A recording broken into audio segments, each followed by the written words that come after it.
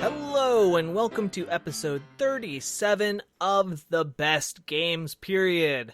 I'm your host, Jack Gardner, and with me is the ever lovely Daniel Jones. And this week we are going to be talking about Mark of the Ninja, 2D stealth action game from 2012 by Klei Entertainment. But first off, how are you doing, Daniel? I am doing pretty well. I'm doing well. I'm alone this week. I'm a bachelor I'm a single dad this week. Oh snap! Where's your other half? She is rubbing elbows with the leaders of the country in Washington D.C. Wow. I don't know. Not literally rubbing elbows with Barack Obama. Yeah, I don't think they're in a room together, like knocking elbows together, hopefully. Unless, they have some crazy parties down there that people don't talk about. But, no, I don't think she's doing that. She's just at a HIV and AIDS conference down there. But there are a bunch of well-known people there, so. Cool. Well-known, anyway, in politics and that field. Right. Every time she has conference calls, I don't think I'm supposed to say this, but I'm saying it.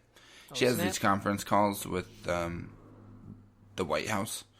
Oh. Where I think they're very large conference calls. It's just the president comes on and he talks for a couple of minutes, and I can say, okay, that's it. I can say that she does this, but I can't say what is said in these meetings. Right. Not that she's told me. It's highly confidential. Yes. So they talk about HIV and what the administration is doing to continue research in the field and everything. And he goes on and talks for like 2 minutes, and then they take questions from people, and he doesn't answer them. Somebody else answers them. So, but I tell her every time she's on one of those calls or like goes down to Washington or something, I'm like, just say hi to Barry for me. We're buds. BFFs. But anyway, I like President Obama, whatever. So sue me. Not literally. Don't literally sue him. Don't really sue me. Okay. But yeah, so I'm alone, and last night you got the baby girl. I do. I had to leave her alone last night with my parents, which was just terrifying because they've never babysat her before, and I had to go to my second job, and so she did not want to be separated from me, because already she's separated from her mommy, and now she has to be separated from me, and they've never watched her before, and it was an adjustment for her last night. But she knows who they are, right? Oh yeah, okay. Yeah. She's comfortable with them. Just she's never really been alone with them. Gotcha. So gotcha. Yeah, and they don't really know her nighttime routine at all, because they've never had to do it for her. So, but she survived. Everything was okay. She did. I was just worried I was more worried that not that she wasn't going to survive. Well, I was more worried you were very panicked, because I got a message from you yesterday, and you were just expressing your worries, and at first I thought something terrible had happened, and then you explained that you had left your child with your parents, which really reframed what you were worried about for me. No, but it was terrifying, not because I didn't know that she would survive or that they could take care of her. It was terrifying because I didn't want them to see the dark side of her, because I didn't want her to embarrass me. I wanted them to think that we're good parents. Right. And not to come away from the night being like, oh my God, this child is terror, you know? And I was scared because she's never had to be with them alone, so I was afraid that she was just going to act out and they weren't going to know how to handle it. and it was just going to be a disaster, and apparently it wasn't. So, Oh, good. phew. Disaster averted. Disaster averted. Everything's okay, and they get to do it again tomorrow night. Yeah. So we'll see how that goes. All right. How about you? How have you been? I've been all right. It was my birthday over the weekend. Turned 25. Big 2-5.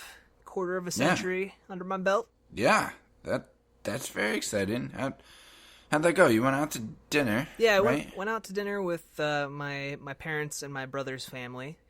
Got to see one of my nephews. He just he had surgery to put tubes in his ears, and he had his adenoids removed because they were giving him some breathing problems. Oh.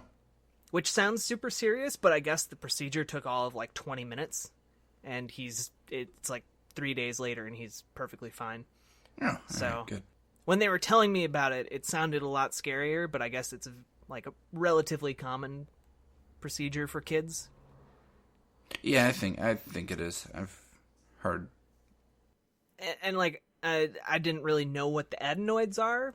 I guess when you're a kid, they help kind of filter your sinuses. And if there's too much fluid going into your sinuses, they can swell up and it creates breathing problems. And as you get older, they usually shrink until they're basically gone in an adult. Okay. So you don't really need them. They're just helpful for filtering air when you're a kid. All right, then. Yeah. The more you know. Bet you didn't think you were going to learn that on the podcast, did you, listener? I certainly didn't. But other than that, I've just been working on a few features and pieces, writing up a piece on William Scheer and his game Manifold Garden, and we might even have him on the show coming up here pretty soon. So keep an eye out for that. We just have to tie him down. Not literally. No. Oh, wait. I thought it was literally. Look, just because we did that one time with that one guest. Hold on, I have to go to the basement real quick. You okay? All right. He's okay. You still have Tim Schafer down there? Yeah. God. Yeah. Well, He hasn't made Psychonauts 2 yet. When that's out, I'll fix his hobbled legs. oh God, we got a misery situation going on here. My wife's the nurse. She'll take care of it. Oh no. Anyway, we aren't here to talk about Psychonauts 2 or Stephen King's Misery. We're here to talk about Klei's Mark of the Ninja and 2D stealth games. So, dang it, that's what we're gonna do. Daniel, what are some initial thoughts you have on Mark of the Ninja? Because I don't think it's a game that a lot of people might expect to be listening about on our show. Yeah, probably not. It's very much an indie game. I don't think that game got the respect it deserves. There, I said it. Whoa. Now you kind of know where my cards are. Okay.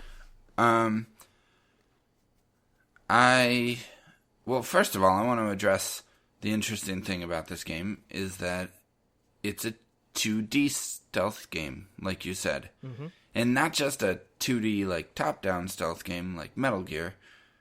It's a side-scrolling stealth game, which I honestly can't think of any other side-scrolling stealth games. Can you? When I was doing some research for the episode, I kind of sat back and asked myself the same question because I also couldn't think of any. So I actually tried to find other ones. Yeah. And really, in the world of 2D stealth games, you have Metal Gear, like the original Metal Gear, right, and the remake of Metal Gear Solid. Well, it's not even really a remake. It's called Metal Gear Solid on Game Boy Color, but it's a different. It's a sequel to Metal Gear Solid in a different timeline. Metal Gear continuity is a mess. It takes place in the same universe as Metal Gear Survive. Maybe, except funny enough, I think we might have to do an episode on the Game Boy Color version of Metal Gear Solid. Is it really good? Yeah, apparently it's like one of the best reviewed handheld titles, like ever. Like IGN gave it 10 out of 10. Other outlets gave it perfect scores. So, yeah, if you can track down a copy of Metal Gear Solid for Game Boy Color, it was also released under the name Metal Gear Ghosts of Babel, I think. Oh, okay. Or no, yep. Ghost Babel. Sorry. Ghost Babel. Yeah. Yep. So just ghost babbling on all night. Can't get a moment's rest with these friggin' ghosts babbling on all the time. well, and that's why you have to sneak. You have to sneak away from the ghosts. Tim Schafer, shut up! Oh. Shoot. He's dead. Well, Anyway, that's what you get for not checking on him. But yeah, there are very, very, very few 2D stealth games, and a lot of them were like for arcades or early PC games, and they kind of phased out in favor of platformers. So you have stuff like, for example, Infiltrator was a big popular one, and that's for like the Atari or the Apple II. And then you had actually the original Castle Wolfenstein, not Return to Castle Wolfenstein, the first-person shooter. Yeah. Just Castle Wolfenstein, which was basically one of the games that created the stealth genre. But even though it kind of displays things as if they are viewed from the side, is actually a top-down stealth game. So no, Mark of the Ninja kind of stands alone. I'm not 100% willing to say it's the first like platformer-esque 2D stealth game, but because maybe there are some Flash games out there I don't know about, or something. Yeah, but There's probably something out there. It's almost inconceivable to me that no one else hit upon this idea in the AAA game space. Like, that's crazy. How did it take until 2012 to get what Mark of the Ninja is? And then since Assassin's Creed, Ubisoft's done a bunch of those side-scrolling Assassin's Creed games that are very Mark of the Ninja-like. Yeah, and then there's even, like, other side-scrolling stealth games, like Gunpoint. That's an indie game. It's also stealth, side-scrolling. It's very good. So since Mark of the Ninja came out, there have been a lot more. I'm not going to say a lot of, because there aren't a ton of. We aren't living in a glory age of stealth, 2D stealth games, but relative anyway. To none at all. There have been relatively a lot coming out. Right. I don't think Mark of the Ninja's contributions to the industry really end there either. No. But expand on what you mean by that. Yeah, I'm trying to think of it right now. I mean, I guess I'm not sure that a lot of what it did so well was really has really been utilized since quite as well. Okay, what do you mean? Just the visual language that game uses. I don't know what games have borrowed that from Mark of the Ninja, but I remember at the time just wishing that, like, Batman and Splinter Cell would borrow some of the design ideas that Mark of the Ninja used. It's just such an effective game at visually presenting everything that you need to know on the screen all at once, so that you can just see what you need to do to get past a certain area. Every scenario that game puts you in is more like a puzzle. Yes. It's an active puzzle. It's not just a. It's more than just. It's hard to describe. I get what you're saying. And I think you're right. That is a very active choice on the part of the developers. Yeah. I watched an interview with Jeff Agala, the game director, and initially they sold it as a game called Ninja, and it was with a video. They pitched it with a video made in Flash that was a ninja guy sneaking around doing ninja stuff, killing guards. And surprisingly, a lot of the stuff that's in that initial pitch video made it into the final game, which is very rare. Yeah.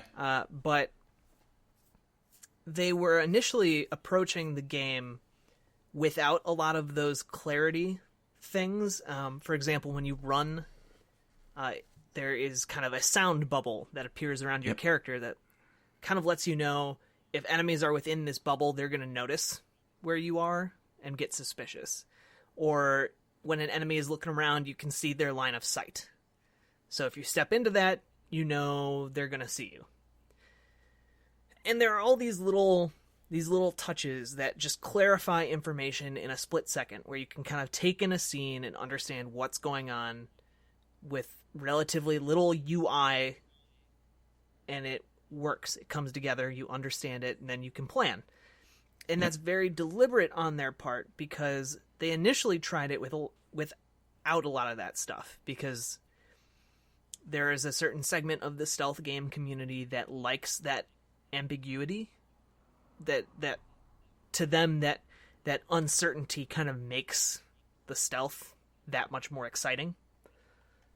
Sure.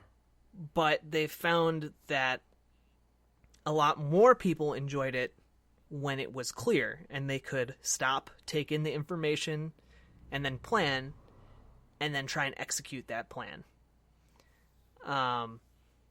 So in a lot of ways, it became like a puzzle. And they even... in this interview, it was an interview with Rev 3 Games back when they were doing their game coverage on YouTube. Yep. Man, the Rev 3 Games, by the way, good golly, they did some good work. They did. A couple years ago. Sad to see them go. But... I mean, Adam Sessler in general did some really good stuff. Yeah. Just throughout his career. And I miss him. I miss do his too. work. I miss him in that role. Yeah. Yeah. I wish he'd just do if he had a YouTube channel where he did weekly just Sessler soapboxes, I'd watch that. Yes. I'd watch that all day long. Well, I mean, or at least once for a week. 5 minutes a week. But anyway, did I tell you I ran into him once in a bathroom at E3? No. Yeah. I mean, this isn't like a great story or anything. Did you talk to him while he was peeing at the urinal? 'Cause no. Don't do that. No, but it was one of those things where we almost bumped into each other as I was leaving. Literally bumped into each other. As I was leaving the bathroom and he was coming in, and we just kind of exchanged a little I recognize that you exist kind of a nod, and that before going on our separate ways. I mean, I'm sure he doesn't recognize me, but to me it was a big deal because I was like, oh my gosh, that's Adam Sessler in the bathroom. Yeah. He's a person. He's not just on my computer. Nice. The first, I have a closer encounter with him. Oh, really? Yeah, but this is just because I'm a huge fanboy. The first PAX I ever went to, before I really even started writing about games, I saw him speak. But before I saw him speak, I was in the hallway, and I think I was walking to the panel room, to the room where the panel was going to be, and he happened to be walking right next to me. Mm-hmm. So I was just I was like, well, might as well say something. So I was like, I just want you to know, I'm a big fan of your work, and think you are one of the smarter voices in the industry. It was not nearly that elegant. It was probably and that's probably what he heard, and he was just like, well, thank you so much. That's nice to hear. And then he went and did his panel. Neat. So, yep. Smooth. It was so smooth. Yeah. But so when you say Mark of the Ninja is like a puzzle, that's very deliberate on their part.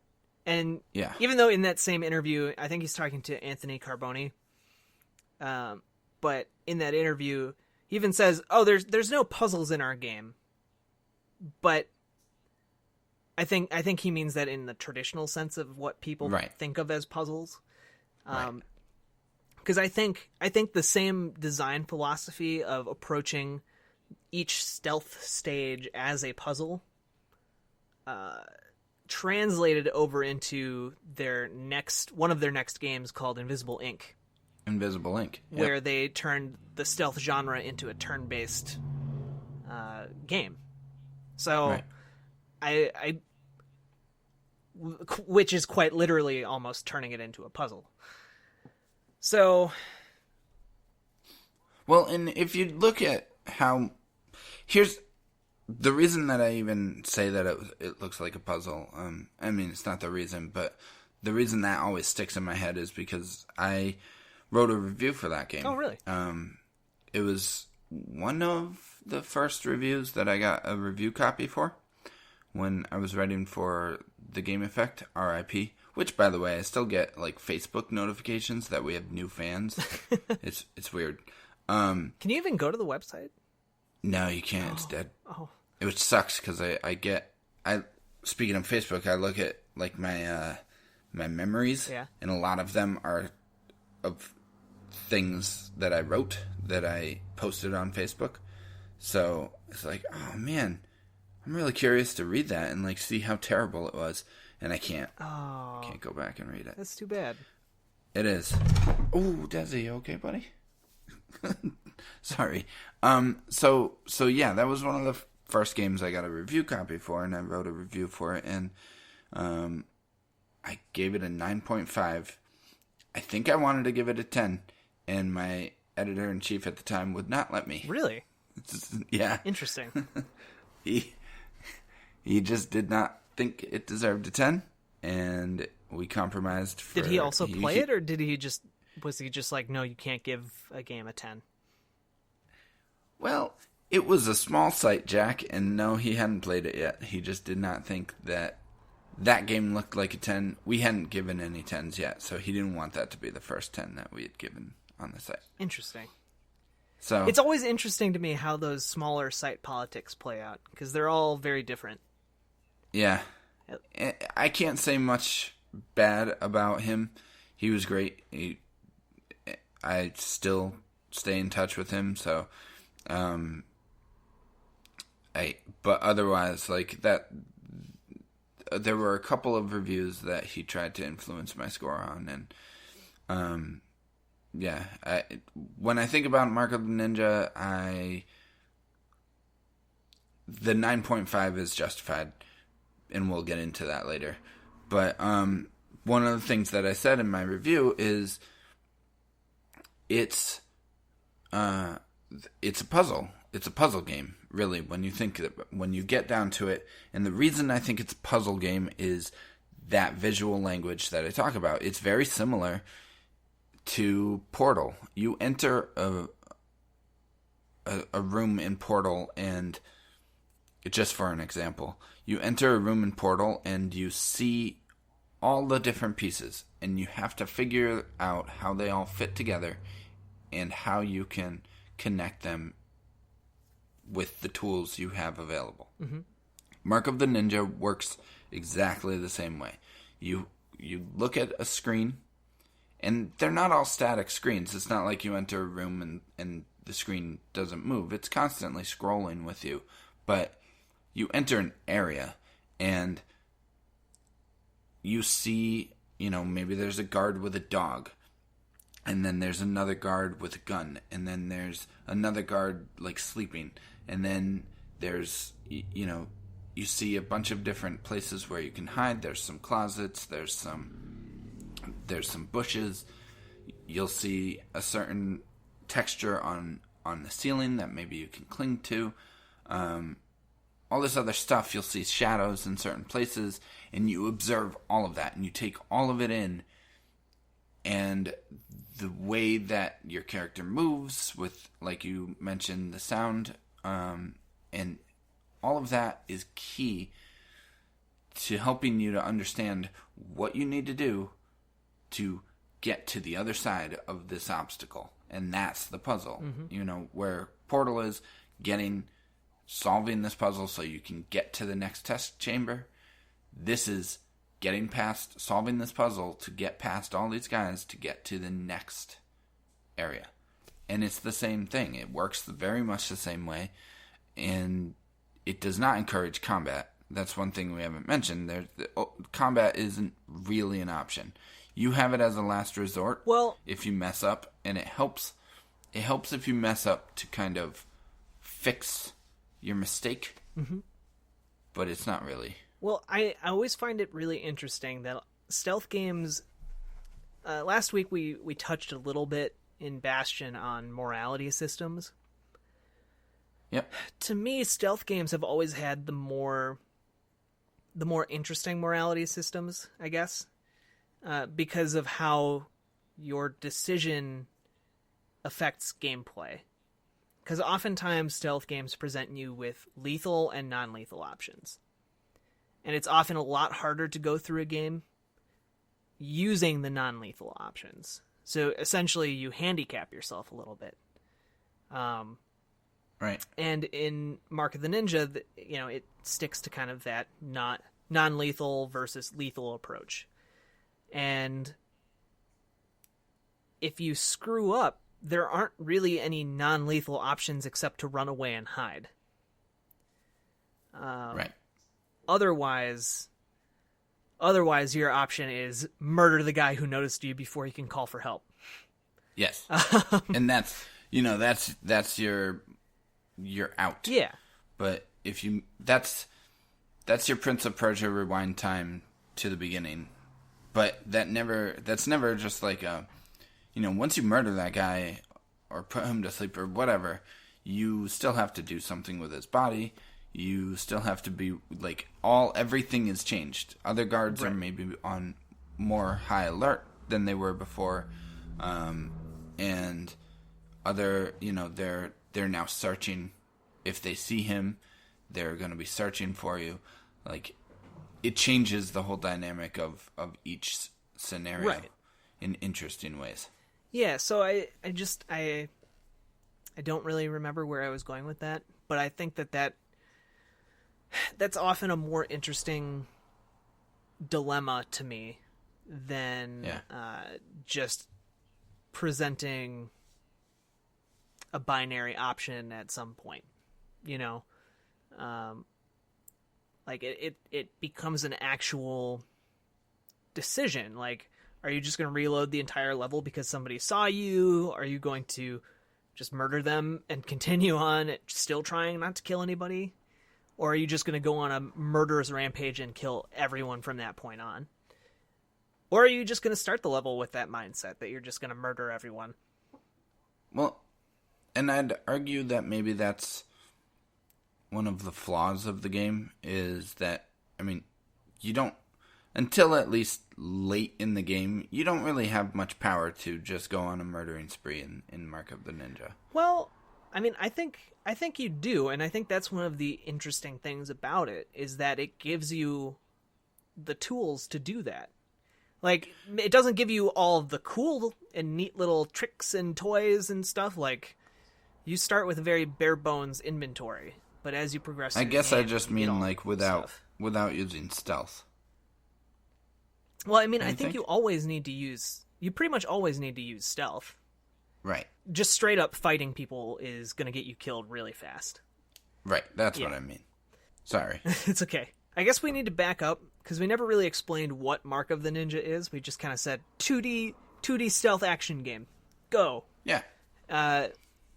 So basically, it's a 2D stealth action game released in 2012 where you play as a ninja, and you've received this magical mark that essentially grants you a wider array of ninja powers because these modern day mercenaries are kidnapping your clan and kind of taking it over, and your mission now is to go and stop them.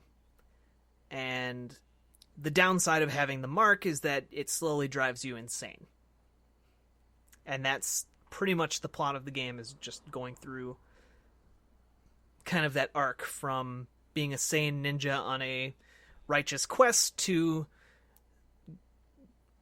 falling to insanity, essentially. Yeah. There are some twists and turns in the plot. Yeah. I thought the story was interesting enough. It was fine.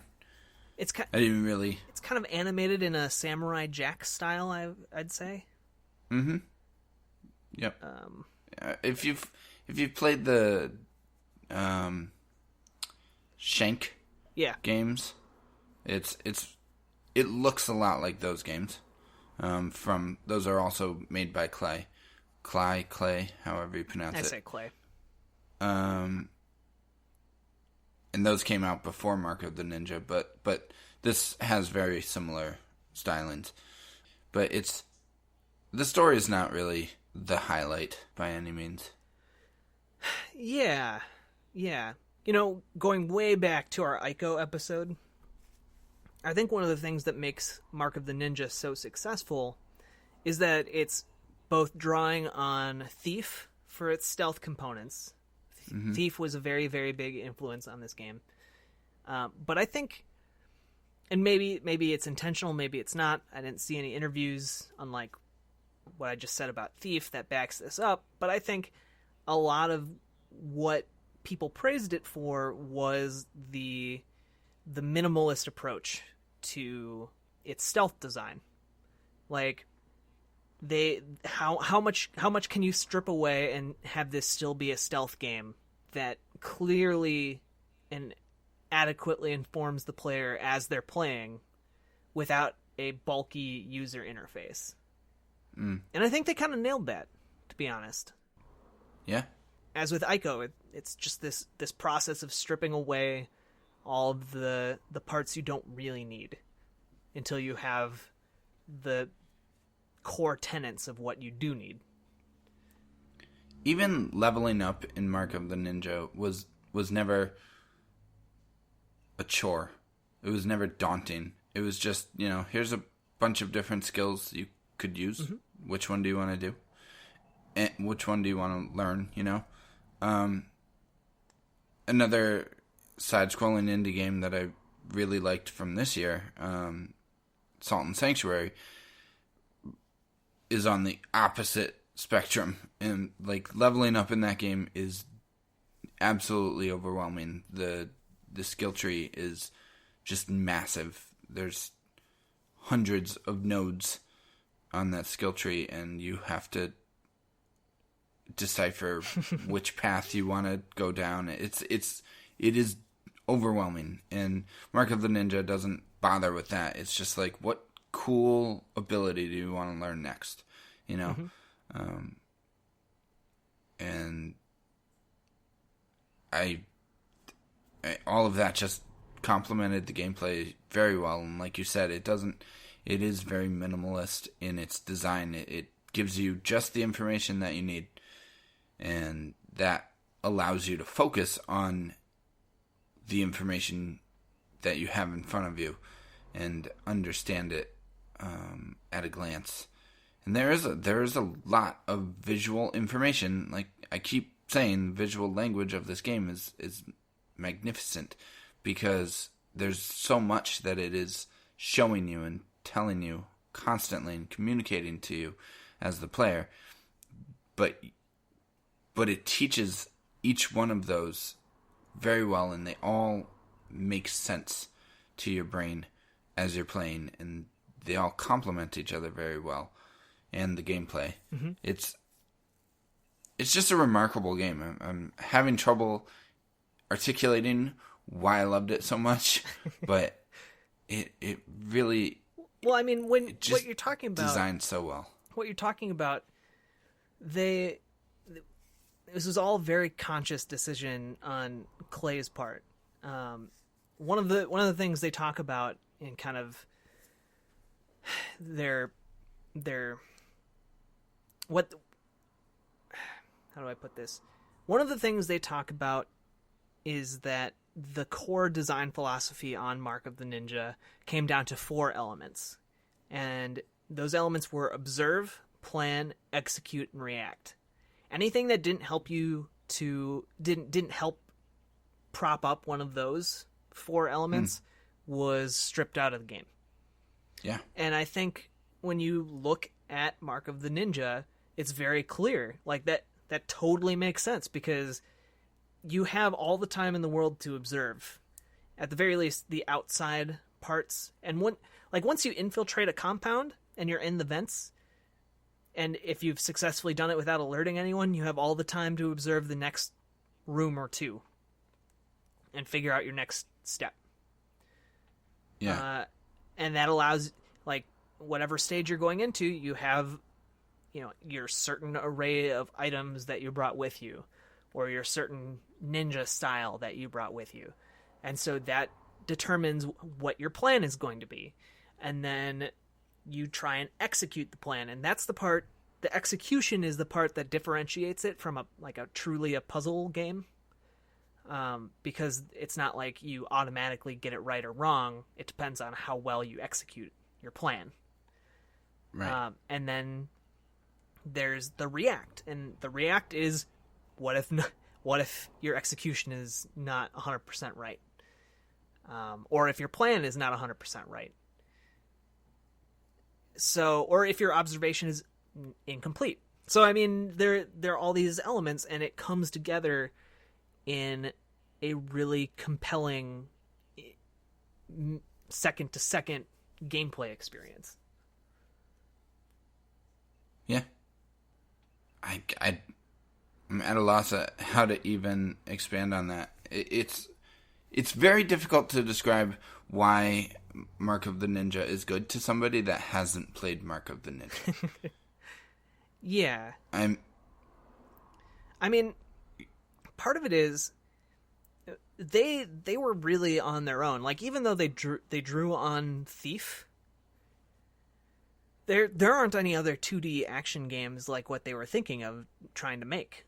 So how do you convey, guard vision radius in a 2D action game? Does it just go all the way across the screen?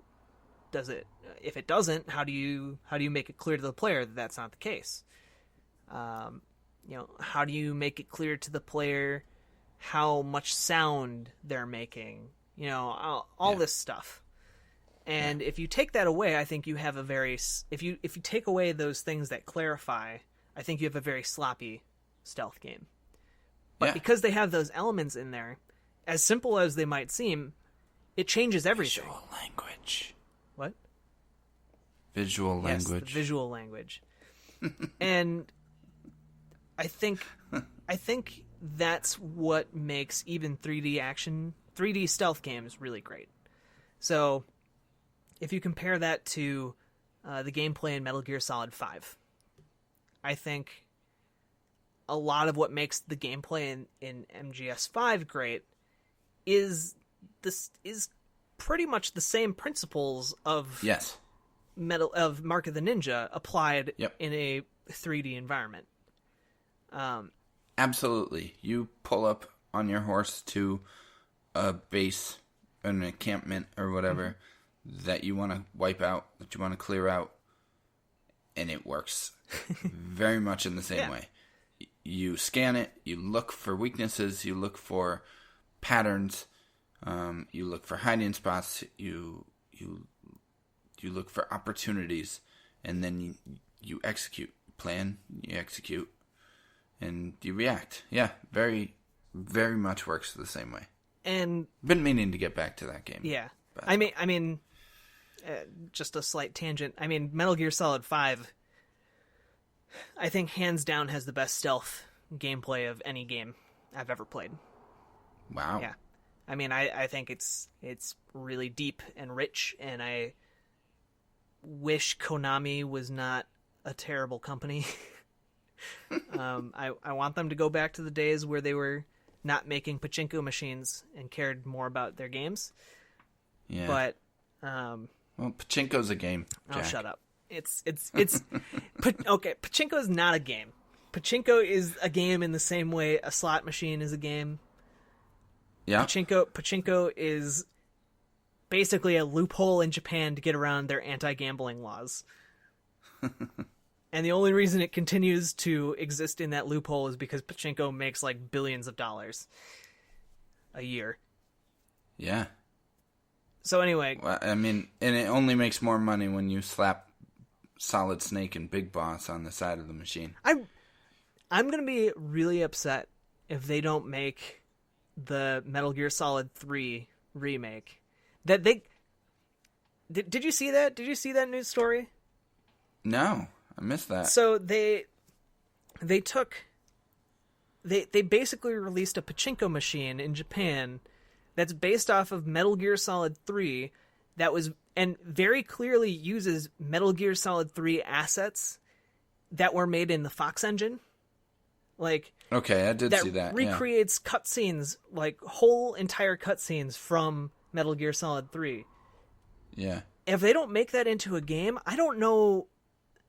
Just remake it in the Fox engine. That would be so incredibly amazing on so many levels. That's like, you haven't played Metal Gear Solid 3, Daniel, which is why we haven't talked about it on the show yet. But it is. I have not. It is, until Metal Gear Solid 5 came out, it was my benchmark for stealth gameplay. Wow. And the gameplay is still really good. Still holds up. It's not quite as good as 5. A lot of people say it's the best in the series. I mean, all told, I think it's the best in the series. It tells a much more coherent story than 5, which is what I was getting to. 5, the gameplay is fantastic, but the story is unfinished. I'm not going to say it's garbage. I'm just going to say it's unfinished. But I mean, I played 1, 2. I played the dumpster fire that was 4, and I played a little bit of 5. So you really need to play 3. It's good. Good stuff. Okay. So Mark of the Ninja. Yeah, Mark of the Ninja works in very much the same way as Metal Gear Solid 5 if you played it. If you played Metal Gear Solid 5, which a lot of more people have played Metal Gear Solid 5 than they've played Mark of the Ninja. That's a good parallel. It's just not. It's open world. It's not open world, and it's 2D. It's hard to. Again, it's difficult to describe this game and explain why it's so good. Why do you think that not? Why do you think this game hasn't really? The legacy hasn't really stuck with Mark of the Ninja over the years, and it hasn't. It didn't sell. I mean, I think part of it is that it wasn't really marketed. Yeah. I mean, a large percentage of budgets for larger scale games goes to marketing, and I don't think Klei had that money. I don't think it still has marketing money, really, for any of its stuff, even though it makes really consistently pretty great games. Yeah.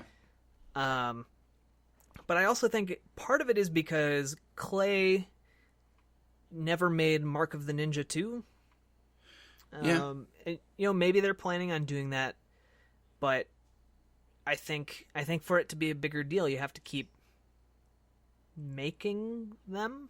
I mean, I think when it came out, it's not like there was a waiting market for 2D stealth games because there weren't any. Right. So I think it landed in a really weird niche, and it's not necessarily something a lot of people were clamoring for, and the people who did play it loved it, but there's nothing else for them to go to for, game industry analysts to look at and be like, well, people really want a 2D stealth game. We need to make more of those, Yeah. I'll be honest, if I didn't get a review copy, I probably wouldn't have played it, at least not right away. Yeah. Yeah. You're right. Because I don't think I played it until a year later, so. Yeah. Yeah. See?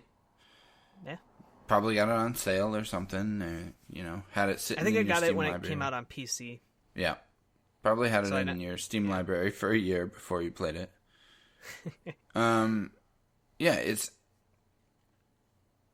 it's an underrated game in that sense. I think critically, it's very well respected, but I still think that in a lot of circles, it's not even really thought of.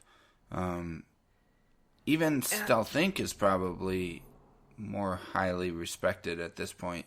In just maybe not respected. I think it's better known. More well known. Yeah. But that's partly because it came out on PlayStation 4 and was a big part of like PlayStation Plus, for example. Right. So it was plastered over PSN for a while. Yep. And I think another part of it is, and this gets into what I think Mark of the Ninja doesn't do so great. I think part of it is the story isn't super memorable. Yep. It's serviceable.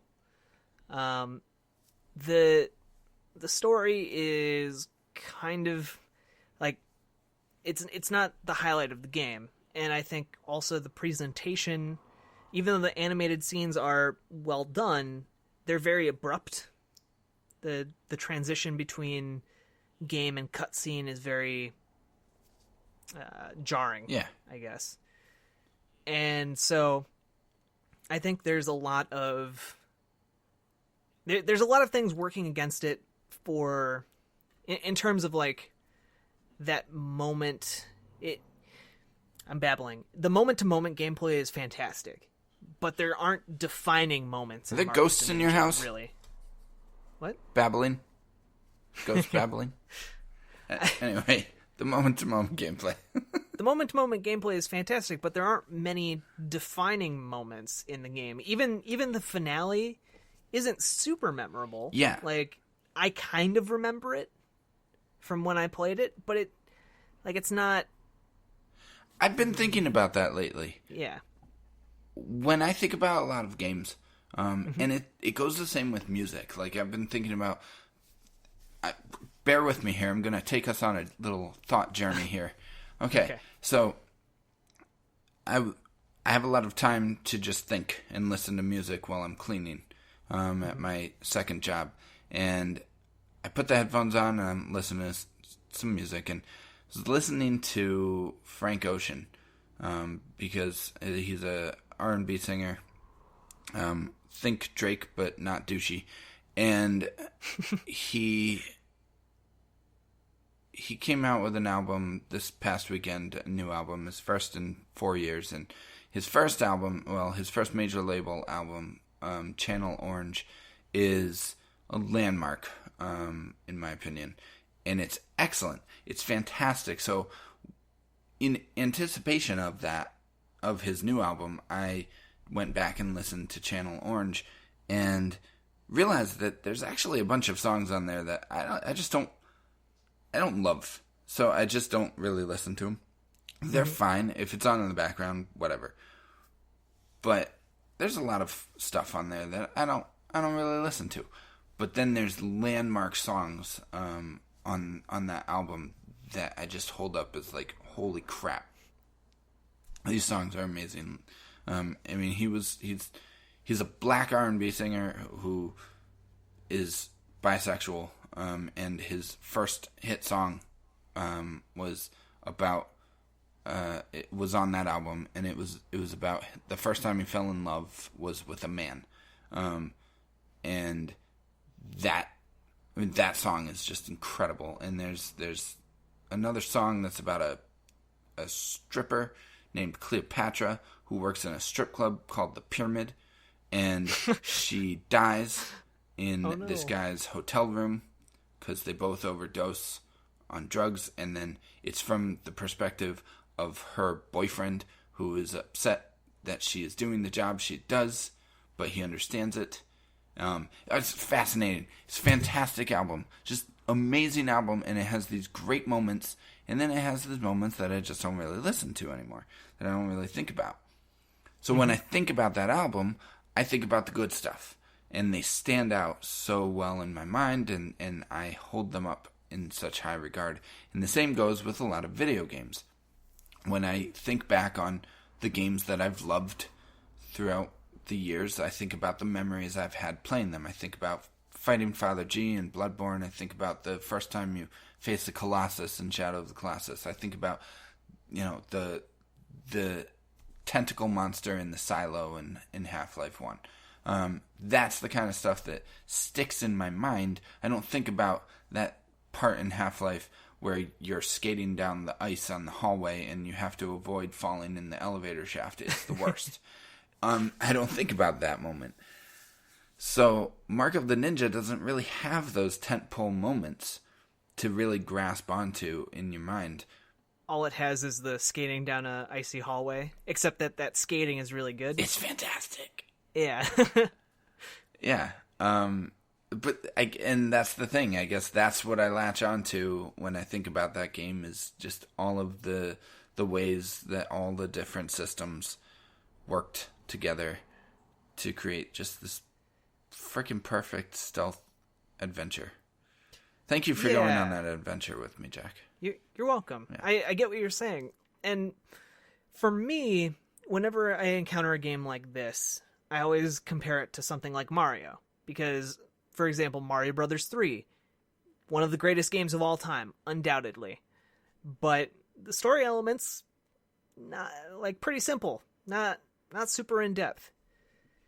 And I think, and so where is my line? Because I'm a big story guy. And so when it comes to a game like Mark of the Ninja, does it matter that much if the story is not great, if the gameplay is so killer or non-killer, as the depending on your choices. Yeah. But and I think for me, part of what makes me kind of on the fence when it comes to is this a best game period or not is they try to do the story, and it's just not that great. Like, the animated scenes are kind of well done, but they're also kind of sloppy. Yeah. And the story elements are kind of neat, but they're also kind of sloppy. It has a very Saturday morning cartoon kind of thing going. You know, those ones that come on more around noon. Yeah, and that is both a good thing and a not great thing. Yeah. And so it's just kind of, I don't know. I'm torn a little bit on where I come down on this game. Sure. And that's when I talked about my review, looking back on it, that's probably where that half point deserves to be taken off. From making that from a 10 to a 9.5. But for me, it's not what that game is about. It's not about the story. The story is just window dressing. You need some sort of motivation to explain why that stuff keeps happening. But that certainly does keep it from being on the level of, say, a Metal Gear Solid 3 or Portal.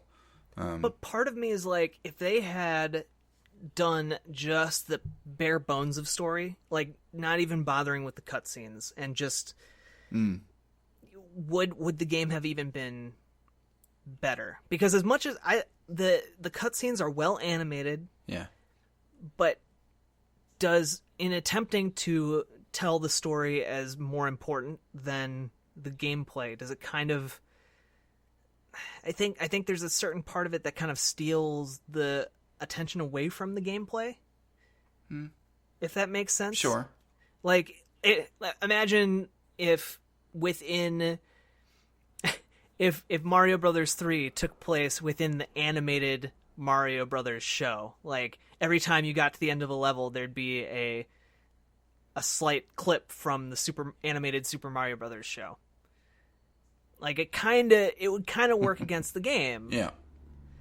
And I think that's kind of what's going on with Mark of the Ninja. Even though the stages are fantastic and the gameplay is fantastic, there's part of me that's just make it a bit simpler. Why? Does that make sense? Yes, it does. I get that I feel like it's almost an overreach for how much. For how realistically ambitious you can get as an indie dev. Well, it's interesting because when you think about like how the two Supergiant games, last week we talked about Bastion, and that's a game that does the storytelling very well. It tells a good story, and it tells the story a lot while the gameplay is going on. So it's not intrusive. You can ignore it if you want to. I mean, it's there. It's going to be there, but it's not going to interrupt your game to tell you a bunch of exposition. A lot of it just happens in the background while you're playing. And then they took that even a step further with Transistor in the way that they told the story in that game. A lot of it was told through item descriptions, very Dark Souls-y. And I think I could see if Klei were to make a sequel to this, I would almost hope that they would take more of a Transistor type approach with it. Well, I mean, the thing is, they could go either way, and that's part of the problem. Is they tried to do too much and just weren't able to do this part of it very well. Yeah. So either the solution in a sequel would be to scale that back and just let the gameplay shine and create really memorable gameplay moments through that, or to go all out on the animated scenes and really have them serve, blend them together more with gameplay, have them serve a less jarring purpose. Yeah. So, but for this game specifically, I'm torn. While you're trying to figure out what you want to eat for dinner, I will I will tell the waiter, I will have a best games period, and it is going to be called Mark of the Ninja. Because I'm weird tonight. Because this is absolutely a best games period for me. This story aside, I just freaking love it. For everything that we just talked about. It came at a time where recent games had kind of disappointed me a little bit in that genre. Dishonored, I love Dishonored very much, but I think it's lacking in a lot of areas. Maybe we'll do an episode on that sometime. I don't know. And then even the Arkham City had come out that year, or the year before, sometime around then, and I like Mark of the Ninja better. I felt more like a badass in Mark of the Ninja than I ever felt playing either of those games, and I guess that's what that game did for me that I really appreciated. But then there's also an element of maybe that game's just more my speed. I brought up Salt and Sanctuary in this episode, and that came out this year, and there's a corollary there. Like Mark of the Ninja is to maybe say like Dishonored as Salt and Sanctuary is to Dark Souls 3, and I got far more into Salt and Sanctuary this year than I did Dark Souls 3, and maybe that's just my style. Maybe I'm more of a... I definitely gravitate more towards simpler games. Well, and that's the thing with Mark of the Ninja as opposed to... what was the game you were just talking about? You just mentioned. Salt and Sanctuary. No, the one before that. Oh, Dishonored. Dishonored. Yep. There's so much crap going on in Dishonored, and yes. I don't mean that in a derogatory way. No, I mean that there's just visually there's a lot going on, mechanically there's a lot going on, and the design for Dishonored is much more reactive. It's much more you get into a situation and then you react to the new information you're finding out. There's not necessarily a whole lot of opportunity to sit back and plan. Once you get in there, there's not much opportunity to observe, plan, and execute. No, there really isn't, and that's a product of the first-person perspective. Right. Yeah. But I mean, I think I have to say yes, because we've had flawed games. We've voted yes on flawed games before. Yep. For this. And I mean, this is one of the first side-scrolling stealth games. And it came out in 2012. It took the game industry 30 years of evolution to get to its first side-scrolling stealth game. I mean, at least the first one I know of. Maybe there's an obscure one on Atari or Newgrounds or something that I'm not aware of, but and it is phenomenal.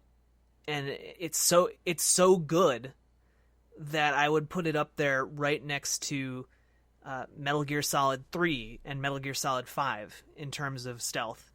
And even Thief, like it took inspiration from Thief and in many ways meets that same threshold.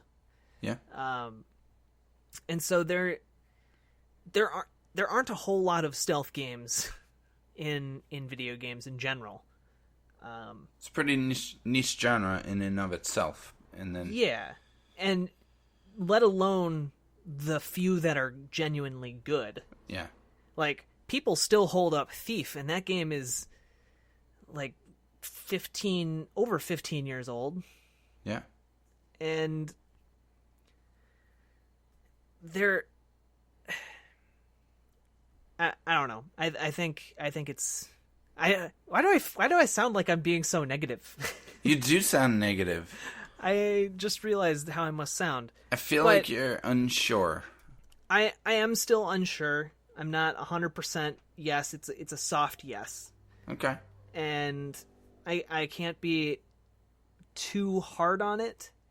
And the reason I'm saying yes is because I also think Metal Gear Solid 5 has some of the best stealth gameplay in video game history, but that game certainly is flawed on a story level. Right. Certainly. Right. And so I can't give a pass to Metal Gear Solid 5, which I would say that's a best game period for all of its flaws. It is a flawed work of genius. And not also give the same consideration to a game that has essentially perfect 2D stealth gameplay and a flawed story as well. Right. Flawed for different reasons, of course, but...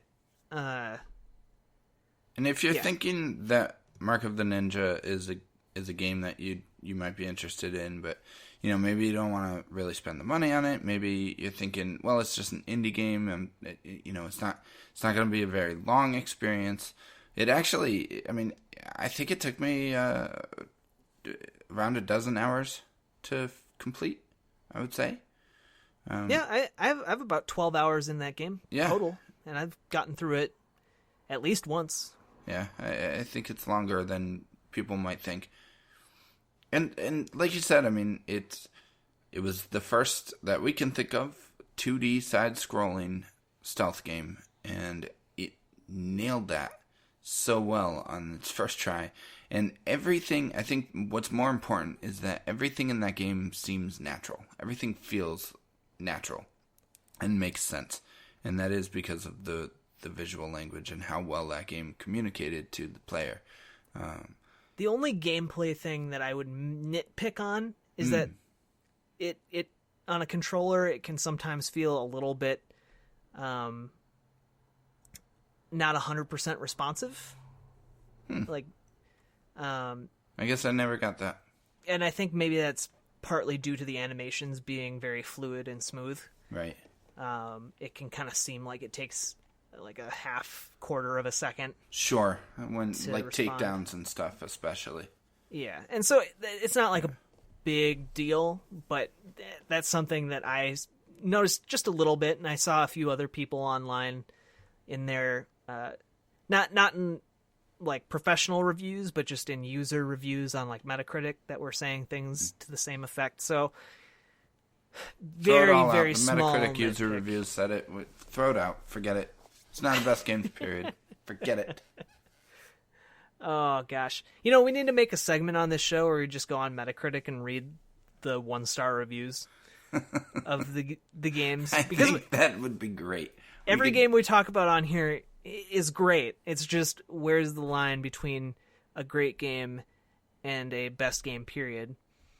And that's kind of what I was struggling with, because either way, Mark of the Ninja is great, but is it a best game period? And I think it is, just in how it innovated stealth into 2D and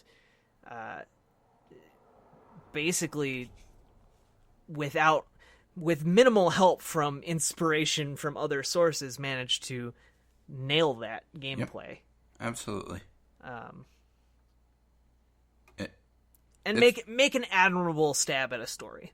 Yeah. I'll say that. Yeah. Jack. Daniel. I believe we should wrap this up. Episode 37 of the Best Games Period. All right. Thank you for joining me tonight. Can you tell everybody about Extra Life? No. Okay. Just kidding. Extra Life is basically a wonderful, wonderful charity where instead of, walking around doing a marathon for, a marathon's length, and running with your legs, you do video games. You do a video game marathon.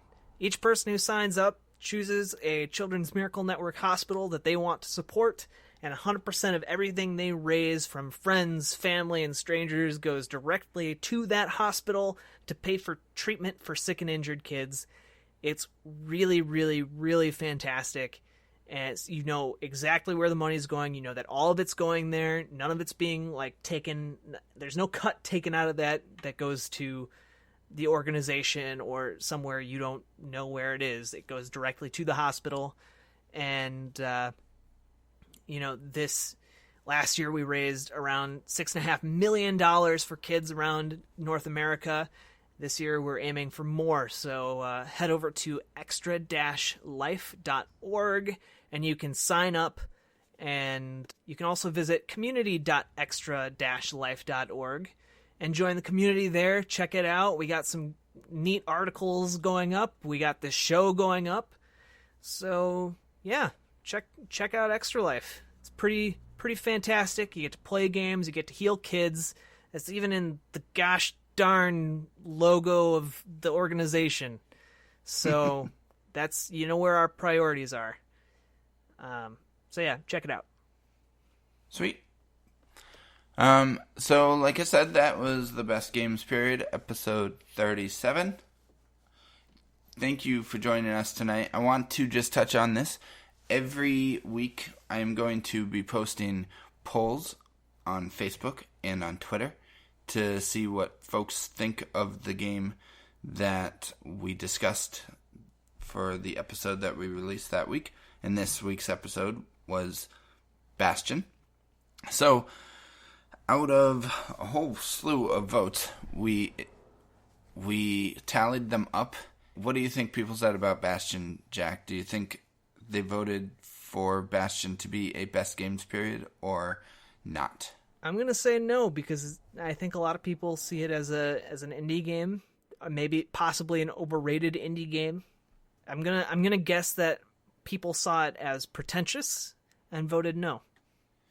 You would be correct. Aha! 33-19.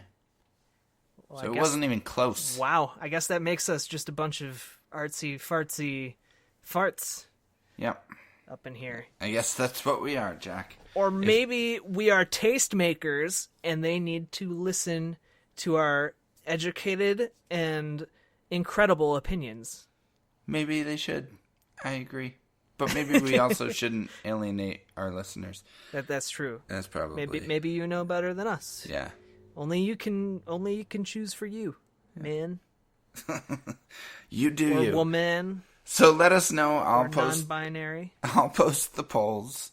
Follow us on Twitter at Best Games Period, and you can follow me on Twitter at IndyJones84. I'll retweet my poll next week from the show account if you follow the show, but not me. You can follow Jack at RiverboatJack on Twitter, and Jeremy is at MojoMonkey12. You can find the show every Monday on iTunes, and on SoundCloud, not Spotify. If you try to look for it on Spotify, you'll be disappointed. And you can find it on Libsyn, our hosting site, Extra Life, as Jack mentioned, and on Game Informer every Monday. Let me know in the poll what you think of Mark of the Ninja. Have you played it? If you have, what do you think? Have you not played it? If you haven't played it, why are you voting? Either way, maybe you should just, I don't know. I guess you could vote. You could still vote. Just, make sure it's an educated vote. Yeah. And we want educated Jeremy voters. isn't here this week just because his computer broke. I believe his motherboard went bad. So something about a Mobo or something. Mojo's Yeah. Mobo broke. I don't know what he's talking about. He should be back next week, as far as we know. That's the plan. Another reason to tune in. Another reason to get turned. All right. Thank you for listening to the Best Games Period. We will see you next week on the Flippity Dippity.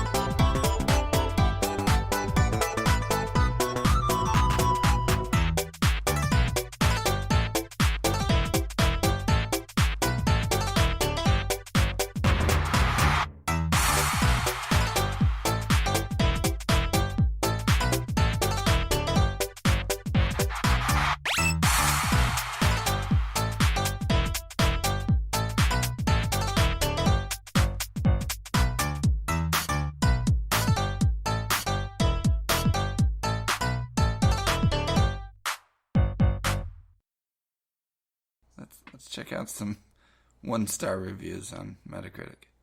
I'm going to look at the original Xbox 360 release. It only came out like a month later on PC. I'm going to look up negative reviews on Steam. Oh, there you go. It's got 7 points. Here's one that is just, did not like it. In all caps. Perfect. Let's hear it. No, that's it. Oh. That's all they said. That's very informative. And not was spelled N-A-H-T. N-A-H-T? Not. Oh. Wow. All right. That's great. Here's one. Very quickly becomes both boring and frustrating. Character is difficult to control. Moving, jumping, etc. is not nearly as fluid or precise as it should be in a stealth game. Thought. I think they meant thought. Or though they're way more puzzles than a stealth game should have. Right. Okay. Okay. I didn't think there were puzzles, but all right. All right, here's a 5 on Metacritic, which is the lowest score I can find. Okay. In the user reviews. There's a lot of 10s and 9s, but there's just enough 5s and 6s to bring it down to a 7.8 average. I think this is a pretty dull game, mainly because I found it really hard to try beating this game, and I'm not talking about difficulty. It was fun for the first few levels, but after that, it was quite repetitive. Crawl into a vent, kill some guard, repeat. This game's really doesn't have much of a plot either, so nothing else could really redeem it. It isn't really something that you need to play or that you should really want to play. Actually, I mean, when you break that down to his two main complaints, the story and the repetition, he's not wrong. I mean, the repetition is part of the reason that we talked about, you know, there's no big moments that you can really pull out and remember from this game. So, I mean, he's not completely wrong. I guess maybe just different strokes.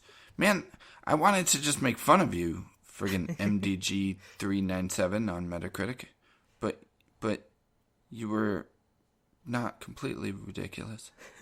Here is a 1 out of 10, they said. Let's do it. 1 out of 10. Sometimes when I get... It's in all caps, by the way. From Sir. Also in all caps. Sometimes, when I get noticed, the alarm rings, so I restart at a checkpoint to not be noticed, but the game spawns me anew, in a nearby area, which is the alarm turns red still. What can I do? So the only way is restart to play a whole level again. Dev should have fixed the game algorithm. And then the other one I found is by Steam user Quaiba. As a real-life ninja, I found this ninja simulation to be woeful at portraying the realities of the way of the ninja. This is mainly due to two central design decisions, and you almost can't blame the game itself because these come as standard in every other modern game. Checkpoints and achievements. Why do we become ninjas and stick to the path we have chosen? You will find many answers to this question, but a common thread is the adrenaline we get from putting ourselves in tense, risky, and frightening situations. Wait, what? When I am out on a raid, I am often holding my breath as I weigh up my options, each decision momentous because of what I could gain or lose by the next action. There is no room to put a foot wrong, not even once. In Mark of the Ninja, however, missions are segmented into many, many checkpoints. If you make a mistake, you can just restart at the most recent, never losing more than a couple minutes' work. No situation is scary in Mark of the Ninja. No decision momentous. When you throw in achievements into the mix, the game becomes more about experimentation and playing around with mechanics rather than true stealth and survival. I'm not talking about Steam achievements, but in-game achievements designed into the core of the game. You will get little submissions like complete this level without destroying lights, which add a gamey element and its reward. You are therefore encouraged to fool around as opposed to becoming immersed. And all the more so because there is a checkpoint 2 minutes back, so you have nothing to lose by trying something fun. This is all wrong. Real ninjas like me are always focused on the mission at hand. We become truly immersed. We enter the zone. We do not entertain ourselves by seeing how many funny ways we can scare a dude. My ninja days are behind me, so I look for the right ninja simulation to recapture those days of all adrenaline, tension, risk, fear, and finally triumph. Where is the triumph in knowing every mistake was rewound, erased out of the game's memory? My search goes on. That was brilliant. I'm afraid to make fun of him, though, because He's a ninja. He's a real ninja. Yeah, he might hunt me down and murder me and my family. So that was a very articulate, well-written, well-thought-out review, and I think that that was beautiful. Great job, sir. I think it's silly to blame a game for having checkpoints. Jack, stop it. Or achievements. Careful, Jack. Careful. I mean, he has throwing knives. Hey, I beat Mark of the Ninja. Stars. I have my ninja skills. I'll be able to defend myself. But that's what that game was about. It wasn't about being a ninja necessarily. It was about experimenting and having fun and I think it did a pretty good job of capturing, like, better than most ninja games. Jack, were you a real ninja? It wasn't Ninja Gaiden where you're literally just running straight at people with the ninja sword. Jack, were you a real ninja? I was after I beat Mark of the Ninja. Touche. Just saying. Telling it like it is. Oh my gosh. Making stealth games great again? We can't top that. Nope. That's a good note to leave on. That is a very good note. It's a something, anyway. It's a something note.